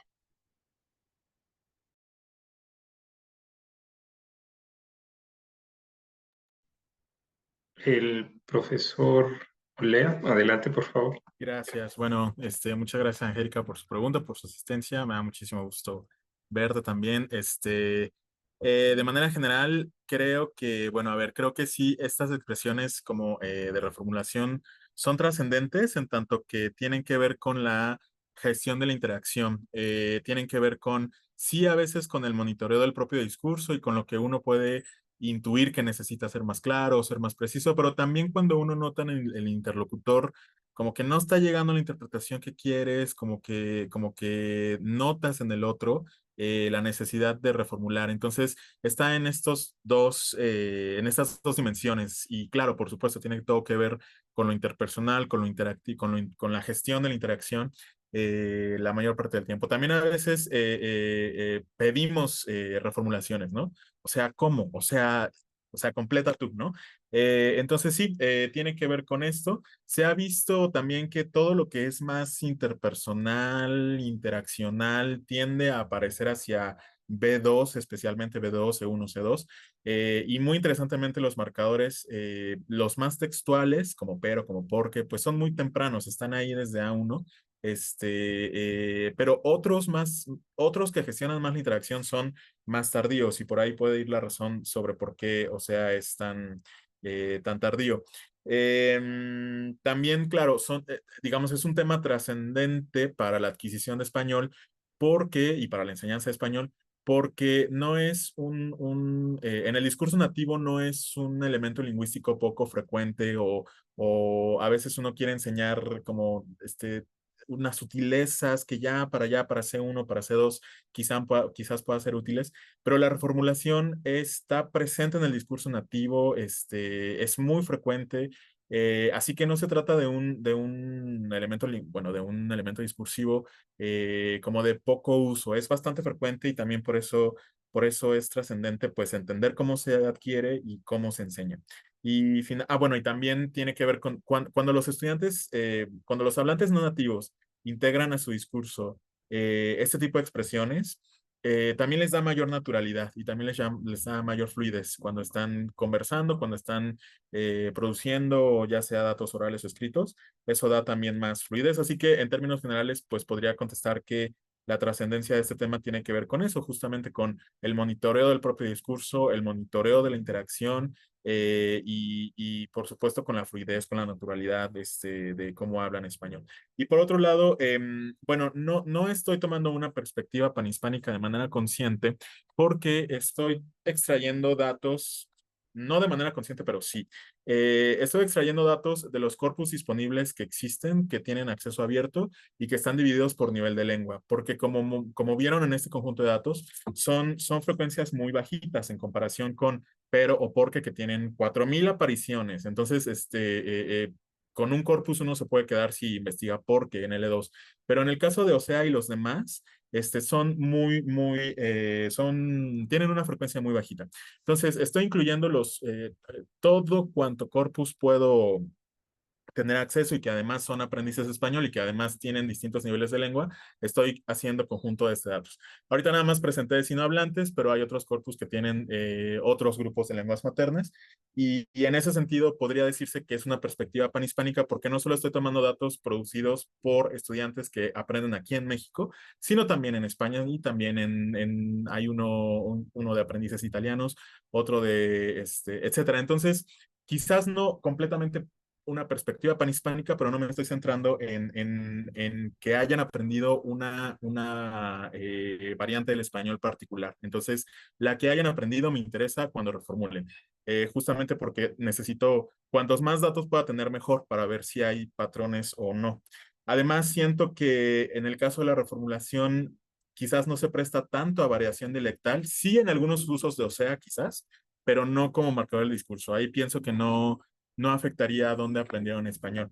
Pero definitivamente estoy de acuerdo contigo. En el CP hay una, digamos, intención muy explícita de enseñar español mexicano, cultura mexicana, y bueno, el OSEA quizás sí tiene algunos usos mexicanos, y yo defendería, por supuesto, la postura de enseñar el español que necesitan. Si van a ir a España, pues sí, que aprendan el español de España, pero si van a estar aquí en México, pues el español de México. Y si están aquí en México, pero van a ir a Argentina, pues el español de Argentina. Entonces, yo tengo esa postura, ¿no? Más orientada a sus necesidades. Entonces, bueno, igualmente espero haber contestado. Muchas gracias por la pregunta y por el interés y un saludo. Hasta allá. Muchas gracias, profesor, por su respuesta. Damos la palabra al maestro Daniel, por favor. Sí, muchas gracias, maestra Angélica, por su pregunta. Me da gusto que justo estaba viendo que hace un año exactamente estuvimos en un coloquio organizado por la Universidad Autónoma de Aguascalientes y me gusta mucho la coincidencia de exactamente el año. Y con respecto a la pregunta de si influye en algo que sean bilingües los informantes, cuando informantes consideramos muy importante ver de dónde eran, a dónde habían viajado y qué idiomas hablaban, porque considero que tiene mucho que ver en los contextos en los que te desenvuelves. Originalmente, la idea, perdón, los contextos con los que te desenvuelves, con los tipos de violencia que viven y cómo se manifestaría entonces en el discurso. Originalmente tenía planeado trabajar con personas de aquí de Aguascalientes y para mi sorpresa encontré dos personas que radicaban en Aguascalientes, pero sus experiencias eran de otros estados de la República y sí presentaban también, por ejemplo, diferencias muy marcadas en sus ideologías que se puede deber a una amplia variedad de cuestiones, pero por ejemplo, me quedé reflexionando sobre si influye el que sea bilingüe un informante o no. Yo creo que tiene mucha relación, por ejemplo, cómo aprenden y aprendemos las personas de la diversidad sexual acerca de la identidad gay, por ejemplo, al menos en el caso de los hombres gays. Hay una tradición muy anglosajona, muy marcada de Estados Unidos desde los años 60, pues fue donde hubo primeramente visibilidad y sí siento que ha permeado un poco la ideología que tenemos para la construcción de nuestras identidades siguiendo un poco la línea de lo que se comentaba, al menos por ejemplo de los productos comunicativos, llámese cine o lo que sea, los referentes, salvo Arturo Ripstein, perdón, o sea, son escasos o han sido escasos históricamente, ya no lo están siendo tanto, pero han sido escasos en el transcurso de la historia para que tú puedas construir una identidad como varón gay, pues a dónde ves a las películas de Hollywood, a Call Me By Your Name, a series como Looking de HBO, cosas así por el estilo. No es necesariamente que en el criterio de selección sirva de algo, pero sí me deja pensando, incluso para investigaciones futuras, de forma multidisciplinaria con la comunicación, que también es mi campo, cómo influye, a partir de qué referentes construyes tu discurso como persona no heterosexual. Entonces, no sé si contesté, pero quiero agradecer por incitar este hilo de pensamiento que me deja muy entusiasmado. Muchísimas gracias, maestra, y gracias a todos por escuchar. Bien, muchas gracias, maestro Daniel. Maestra Angélica, ¿quisiera hacer algún comentario a estas réplicas? No, nada más, muchas gracias a todos. Ok, ¿hay alguna otra pregunta antes de pasar a la siguiente mesa? Bien, si no es así, pasamos entonces a la mesa 2 de nuestro coloquio de perspectivas interdisciplinares, que corre a cargo de la profesora Elizabeth González, quien nos va a hablar acerca de un trabajo que ya ha comentado antes en este foro, en este seminario. Nos da mucho gusto, maestra Elizabeth, recibirla el día de hoy. Tiene la palabra, por favor. Hola a todos, buenas tardes. Bueno, me presento. Yo soy Elizabeth González, también egresada de la Facultad de Filosofía y Letras de la UNAM. Y bueno, mi investigación o la ponencia que les voy a presentar hoy tiene que ver con la investigación que hice para mi trabajo de licenciatura a propósito del discurso político. En este caso, lo analizo a partir de uno de los personajes de la novela Ensayo de un crimen de Rodolfo Usili. Para hacer breve la participación, voy a leer la ponencia que preparé y ya en el transcurso o al final pueden hacer las preguntas o sugerencias que ustedes necesiten comentar. Entonces, voy a dar inicio. Ok. El discurso del exinspector Herrera en Ensayo de un crimen de Rodolfo Usili. Es común que el término discurso se asocie al discurso político, quizá porque es una categoría más fácil de identificar, ya que forma parte de lo cotidiano y se difunde a través de diferentes medios, sobre todo digitales. Sin embargo, esta es solo una de las vertientes. Su clasificación es extensa, al igual que su campo de estudio, pues aborda desde diferentes disciplinas.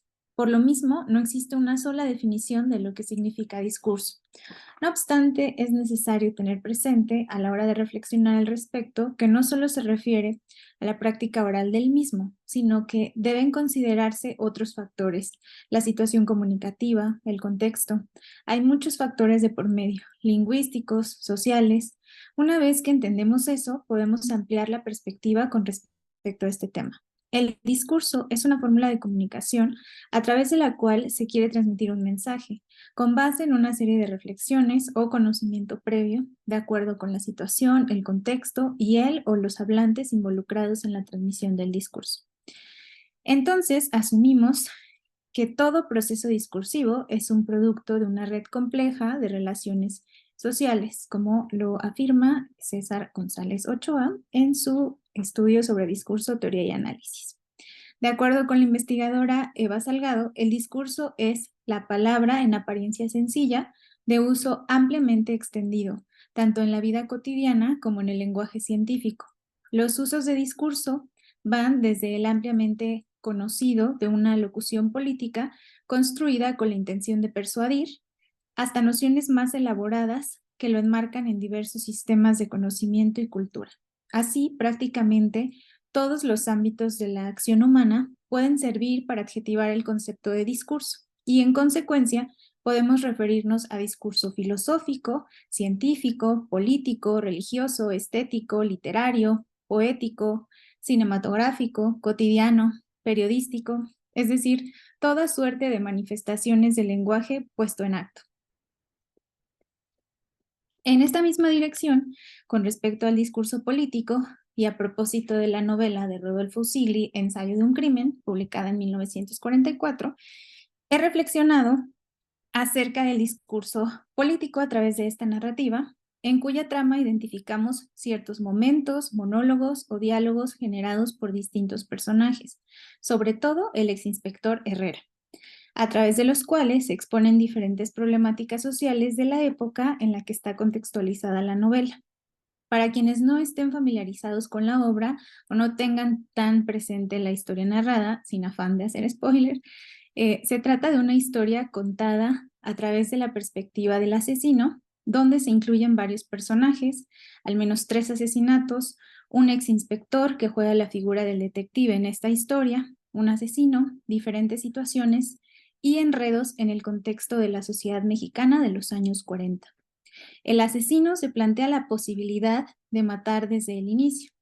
El punto central en esta historia es saber si él será capaz o no de matar a alguien de su misma clase, la clase privilegiada. El asesino es el protagonista y en función de sus acciones, el detective, el exinspector Herrera, se integra a la historia no como la oposición del asesino, sino como un igual. Sabiendo esto, podemos imaginar el sentido de analizar las situaciones discursivas desarrolladas a través del detective o exinspector Herrera. Me parece importante observar lo que sucede con sus discursos, por tratarse de un sujeto sustancial, de quien se espera restablezca el orden como la figura más cercana de representación de las situaciones de las instituciones legales. Gracias a sus aseveraciones, descubrimos generalidades de su personalidad y su postura frente a ciertos temas. Se supone su discurso debería estar enfocado en la solución de los conflictos. No obstante, notamos casi de inmediato que sus afirmaciones no enaltecen a la justicia y menos respaldan lo dicho por los agentes de la policía. Contrario a esto, se encarga de criticarlos. Por eso considero que su discurso se apoya en la parodia crítica o transposición. Entiendo por parodia crítica o transposición un recurso empleado con la finalidad de clasificar, repetir o recrear de forma diferente alguna situación, un discurso, imagen o personalidad, algún aspecto basado en un referente o hipotexto y que busca recrear con efecto crítico, más allá del puro divertimento, como lo ha referido ya Linda Hodgson en su estudio sobre la parodia. Entonces la parodia crítica, en el discurso del ex inspector Herrera, recrea la figura del detective tradicional, porque propone comprender el desarrollo de la historia desde la crítica. Incluso plantea otra u otras formas de lectura, ya que a través de sus afirmaciones o diálogos expone las fallas o debilidades del sistema de justicia. Diferentes pasajes a lo largo de la narración ejemplifican esta observación. El exinspector Herrera entonces recrea la figura del detective, pero es un detective más ausente que protagonista. Es el único capaz de reaparecer sin explicación en la historia e intervenir al mismo tiempo de forma inesperada. Por un lado, el personaje del exinspector se permite escabullirse en cada escena del crimen y participar hacia el final de la historia a partir de la captura del importante en la imagen y en el discurso de esta figura, y su comportamiento tan inusual lo posiciona como una figura notable. El discurso del exinspector se expresa en dos sentidos: de forma directa a través de los diálogos sostenidos con otros representantes de la autoridad o con el propio asesino. Ahí lo podemos identificar al principio en el pasaje en el cual se presenta el personaje. En ese fragmento hay una charla en la agencia de investigación y, por supuesto, también en el desenlace, donde, a pesar de no participar o no tener una conversación directa, se puede notar su presencia. Son tal vez esos momentos fundamentales en la historia. Por otra parte, en su discurso indirecto se localiza en cada momento donde Herrera decide guardar silencio, a pesar de conocer las intenciones del asesino y después de confirmar la acción criminal. La discreción de Herrera o su ausencia en espacios donde debería intervenir también forma parte del discurso del inspector.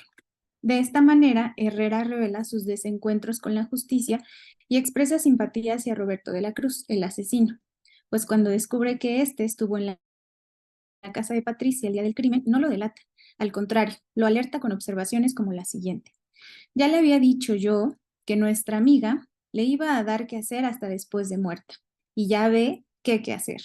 ¿Recibió usted mis recados telefónicos?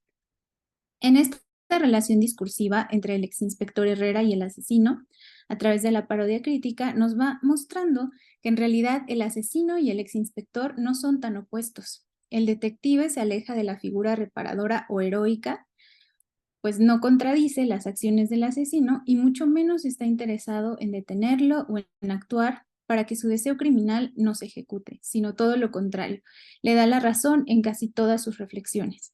A partir de esto, nos damos cuenta que en la trama se está replanteando la noción de la imagen y función del detective, porque dicho personaje no se comporta como un agente de justicia.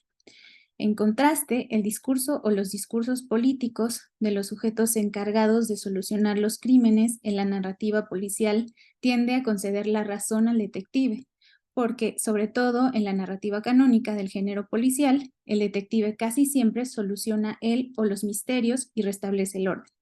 La novela policial pone de manifiesto el dominio del discurso político en los detectives para mantener bajo control la situación o poner en jaque al asesino. El discurso de Herrera, mientras tanto, pone de manifiesto las carencias o vacíos en las acciones de la autoridad, así como la contradicción a sus propios discursos establecidos para legitimar la impunidad. El exinspector Herrera, como aparece igual en el siguiente fragmento. Tiene usted mala suerte, amigo, dijo sin reír. Hay mucho que hablar sobre su caso, que he estudiado de cerca, y tengo que confesar que la policía y los psiquiatras han estado a la altura del suelo. Lanzó una bocanada de humo y continuó. Sin embargo, eso pasa siempre. Parece que hay que estar fuera de la policía oficial para ver con claridad las cosas. Al fin, un creyente. Aquí había un hombre que no reía, que no compadecía, que usaba su cabeza. El discurso político, entendido como marco de relaciones de poder asimétricas, requiere siempre una doble lectura para poder descubrir todos los mecanismos persuasivos que en ocasiones son manejados con extrema habilidad, como nos advierte Scandell. Un orador poderoso puede controlar en gran parte el pensamiento de sus receptores. En sus argumentaciones tienen un papel importante las connotaciones de los elementos del ámbito léxico, de la política y los elementos pragmáticos. A nivel del discurso, el exinspector Herrera consigue una comunicación efectiva. Es capaz de comunicarse de manera extraordinaria con el asesino, las víctimas, los personajes incidentales. Jamás resulta implicado en los enredos. Al final da la impresión de ser una figura eficiente porque está presente en el momento de la detención del asesino y en el momento de la solución de los misterios y del enigma, pero no es él quien lo resuelve. El manejo de su discurso es impresionante porque da la sensación de que ha cumplido con la función de detective, que ha resuelto de manera satisfactoria los misterios planteados dentro de la trama. Pero no es él la figura principal encargada ni encargado de restablecer dicho orden. Al final, es la voluntad del propio asesino la que lleva al exinspector Herrera a figurar como el restaurador de todo. Me parece extraordinario cómo se maneja en este caso el discurso de Herrera, porque a través de este vamos haciendo diferentes cuestionamientos, incluso el estilo para construir un personaje de su tipo y la manera de escribir relato policial en ese momento.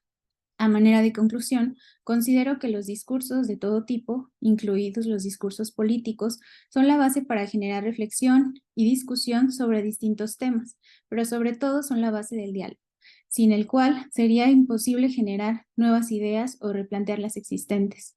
El discurso empleado por el exinspector muestra un cambio de paradigma porque no se trata de un personaje fiel a las normas legales, a las instituciones o los valores de la época, los cuales dictan cómo debe ser la conducta del individuo conviviendo con otros. Más bien lo opuesto, da la impresión que apoya lo que contradice al sistema social, pues incluso reflexiona junto al asesino sobre cómo funciona el sistema y la corrupción.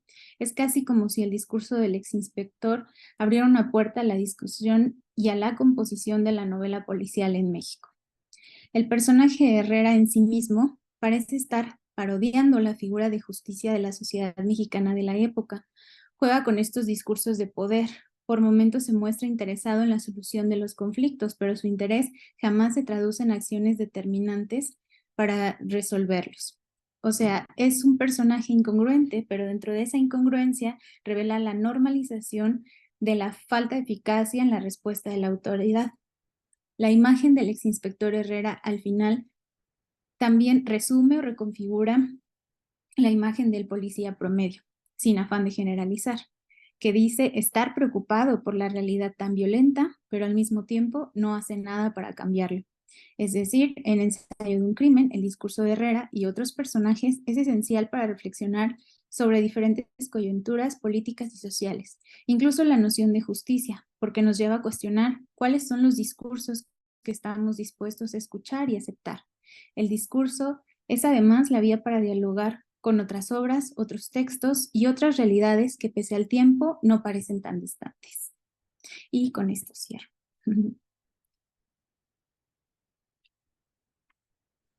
Muchas gracias por la ponencia, por la plática tan interesante. Bueno, a mí en particular me gusta mucho el tema. Ahorita abrimos espacio para preguntas o comentarios. ¿Alguien quisiera decir algo? Pueden abrir el micrófono, pueden también levantar la manita virtual. Yo tengo un comentario para él. Bueno, en principio quiero, Eli, agradecerte por siempre bienvenir todas las invitaciones del seminario. Creo que la mirada literaria en conexión con el discurso es muy necesaria, aunque típicamente se nos separe mucho a los lingüistas de los literatos. Creo que finalmente estudiamos textos, estudiamos discursos y no tendría por qué haber esa decisión. Y creo que en este coloquio de perspectivas interdisciplinares, pues estamos justamente para establecer estos lazos y creo que en tu ponencia esos lazos se ven explícitos a cabalidad. Me llama mucho la atención, como te lo había comentado antes, estas particularidades literarias, artísticas que destacas de esta obra de Usigli, pero también este complejo entramado de estrategias discursivas que pues de alguna forma instauran el misterio, que es muy propio de este tipo de género. Y a mí me gustaría preguntarte cómo inició este interés por la novela policíaca, en principio por el género, pero en especial por esta obra de Usigli? Precisamente creo que parte esencial de tomar la decisión de investigar acerca de esta novela fue por cómo estaba contada la novela.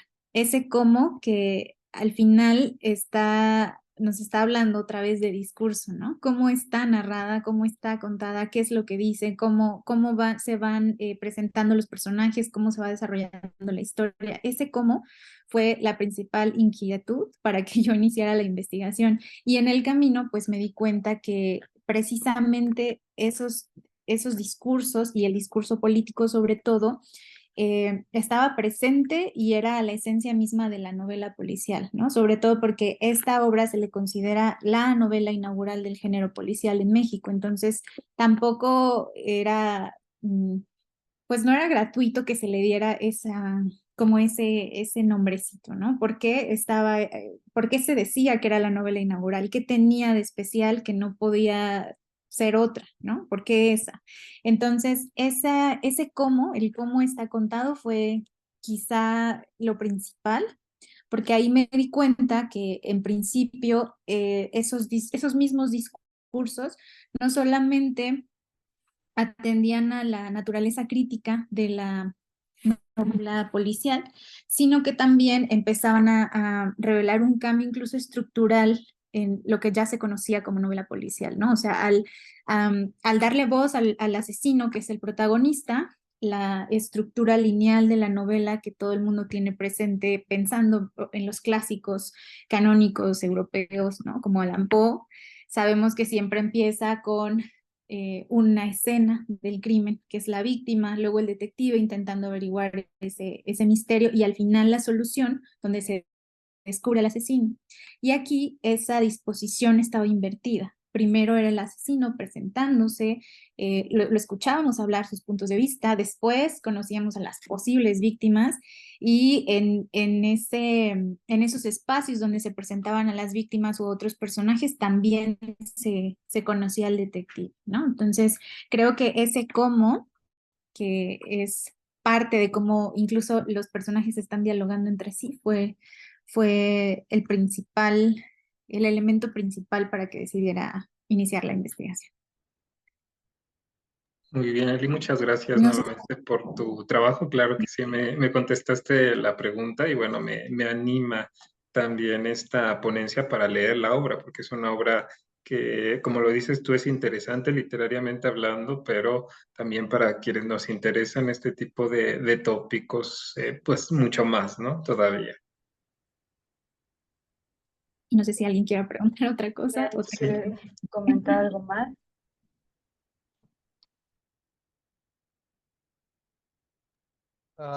Bueno, yo no es pregunta, sino que escuchando me acordé muchísimo de la novela de Nadie me verá llorar de Cristina Rivera Garza. Ahorita sobre lo que estaba comentando la profesora de no se sabe quién es el asesino, sí se sabe y tal, y me acordé muchísimo de esta novela y se me hace como muy interesante el análisis que nos presenta. Muchísimas gracias, muchas felicidades, algo muy cortito y si no lo han leído, me gusta mucho ese libro, una recomendación por ahí. Muchas gracias. Gracias por la recomendación. Sí, es muy buen libro, yo confirmo. ¿Alguien más quisiera compartir algo? Comentar, preguntar. ¿No?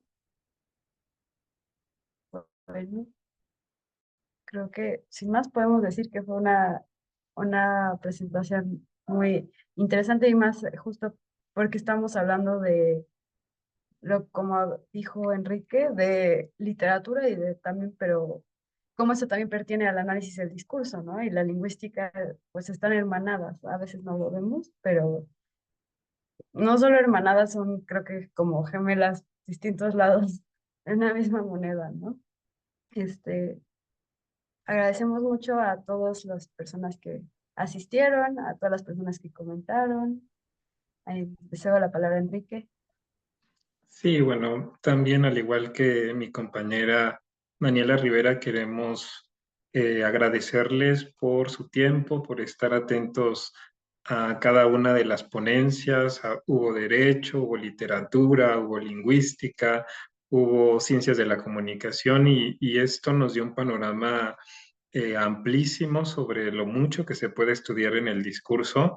Nuestro compañero Carlos Mora tuvo que ausentarse, pero también les agradece mucho el interés y el esfuerzo que pusieron en sus trabajos. Esperamos hacer una nueva edición de este coloquio de perspectivas interdisciplinares porque siempre habrá espacio para el intercambio académico, pero de momento les recordamos que las constancias van a ser enviadas por el correo del seminario y sin más les agradecemos el tiempo y esperamos también que su experiencia en este coloquio haya sido agradable. Muchísimas gracias, nos estamos viendo en futuros espacios, son bienvenidos, bienvenidas, bienvenides siempre, entonces gracias, gracias por su participación.